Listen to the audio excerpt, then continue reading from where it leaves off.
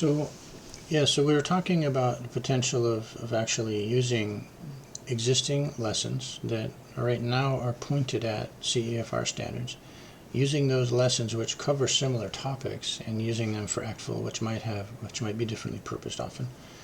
And let me show you how we can address some of that. Now, in this lesson, Creating an Economy, we actually have lesson plans in here.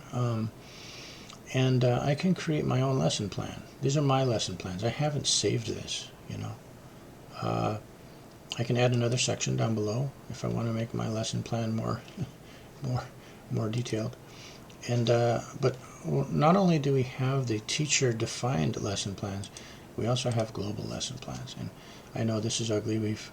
It's a work in progress building these all.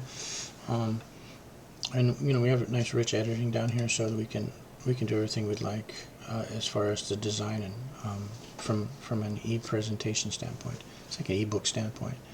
But you see, we might have the CEFR lesson plan for this particular lesson, and we might end up having another global lesson plan for this lesson that we create, which is the ACTFL or the TOEFL version. So what would you do differently from a lesson plan perspective on this content? So it's not just the content, right? It's also the instructional design and how you deliver and what's your target. What are your soft skill targets?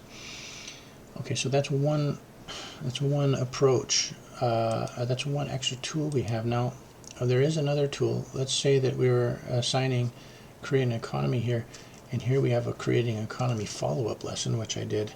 You know, I actually added that. But let's say that we also wanted to right here create instructional design about creating an economy, and this would be Creating Economy Collaboration Assignment, and we would go ahead and put the link to the live class where the students are supposed to go there together and, you know, develop something together in their notes.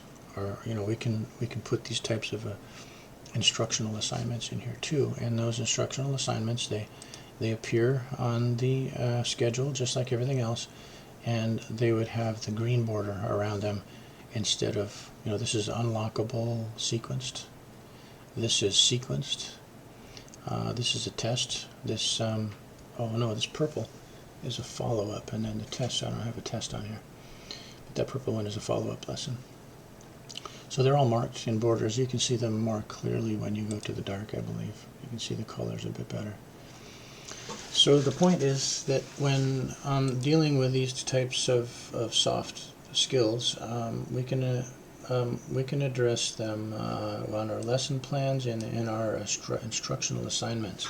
So what I mean is, even though, as we say, the lesson content is generally the same, what we're trying to teach, but some of the targets that we're focusing on behind those lessons are different.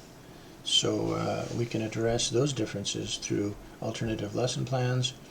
And remember, though, too, that when we go ahead and create these get saved as templates, right? We can save this as a template, and the lesson plans for those templates and the instructional assignments for those lesson plans will stay in place and can be we can redeploy this template with a different start date. It's another tool we have to address alternative standards requirements.